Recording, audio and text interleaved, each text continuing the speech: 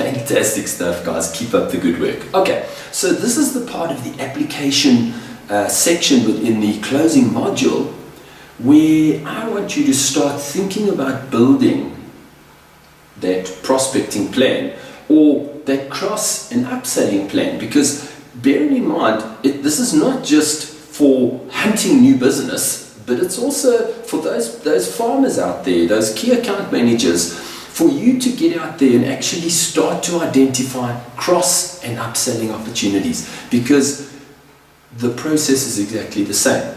So let's go through a little, or should I rather say, let's go through a few important aspects that we need to bear in mind when we're building the plan. So the first thing we want to consider is, who is the gatekeeper? Because if you're going to get past, or should I rather say, get to speak to the decision makers or connect with the decision makers, possibly connect with or meet with influencers, there's always a gatekeeper. Who is that gatekeeper? And the second thing you want to ask is what is your plan to get past that gatekeeper? What is your plan to actually get to connect with the decision maker? Now remember, previously I said to you, if you can figure out where the decision maker hangs out, it makes connecting with the decision maker so much easier. If you can meet them in a networking event or go to an association meeting that they attend or any kind of event where no gatekeepers involved, connecting with them becomes so much easier.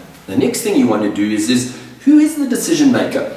And nowadays, it's very important to understand, when you're working with big customers, it's very seldom that one person actually makes the decision. There's normally committees, there's influencers, there's decision makers, there's people that are the users, so there might even be users involved. So you need to actually really engage and get a clear understanding of who are all the stakeholders, how do you connect with them, what is your plan to communicate with them, and once the sale starts to happen, how are you going to connect or communicate with these people on an ongoing basis to ensure that they are kept in the loop.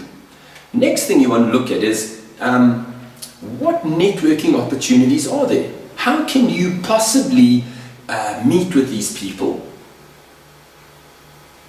The decision makers and the influencers, they all have a specific personality type.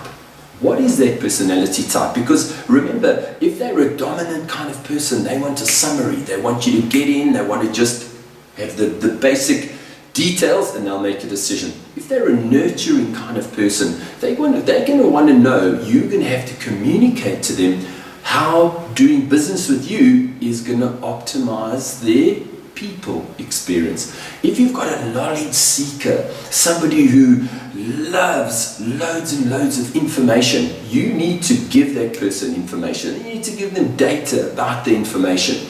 And if you're with a real organized and organizing type of person, you need to tell them something. You need to clarify is next steps. You need to clarify exactly the process that is going to be followed. And when you can communicate with your prospective customers or your existing customers in a modality that is aligned with their thinking style, a modality that is aligned with their decision-making process and their personality type, closing sales becomes so much easier. You also want to figure out, and this is where you do what I refer to as stalking, but stalking with integrity, right? So we're going to go and we're going to look at people's Facebook, we're going to look at their LinkedIn, we're going to look at their Twitter, and we're going to try and find out what are their sports, what are their hobbies, because remember, people love to buy from people just like them. So if you can connect something you do to something, one of their hobbies, one of their sports, it becomes so much easier to build a relationship. It becomes so much easier to create a meaningful, long-term, mutually beneficial partnership.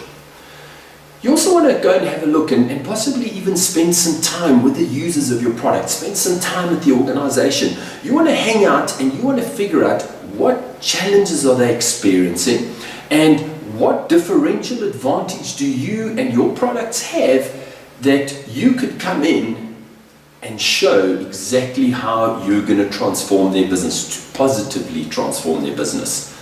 And you also want to find out basic things like who's their current supplier, what are they buying, and if possible, and I know it's not always possible, what price are they paying?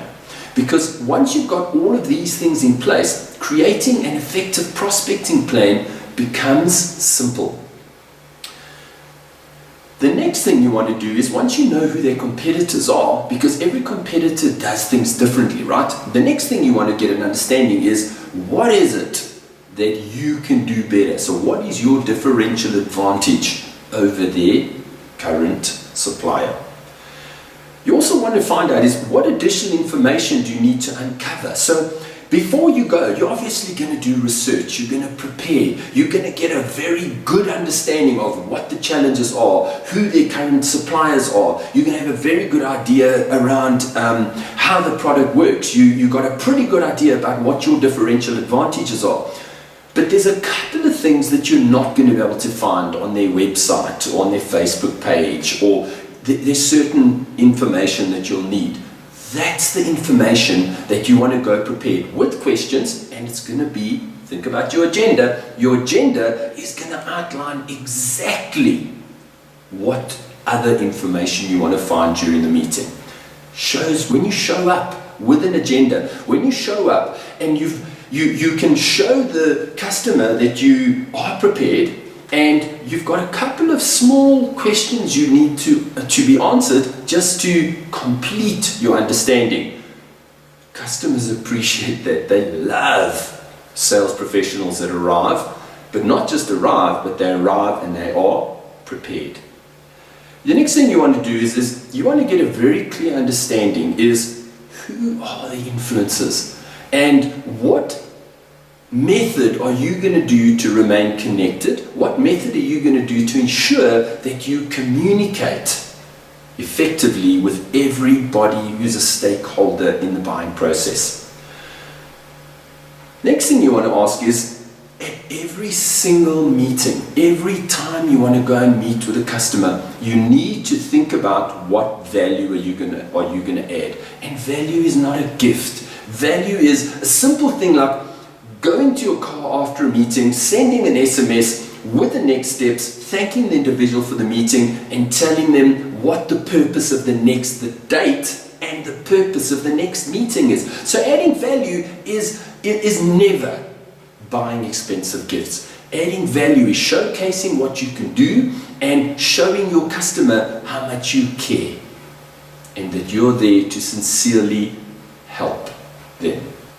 How are you going to integrate into their business? Now, this has got to be built into your plan. You've got to start thinking right from the first time you meet with that customer, right from your discovery meeting. You've already got to be focusing on, what am I going to do to become another resource to their business? What am I going to do to integrate into their business? Because once you can do that, you not only close the door on your competitors, but you also create a group of loyal fans who are going to give you referrals, who are going to welcome you, possibly even edify you with other customers. In other words, you get to expand your sales force. So you never lose customers and you expand your sales force.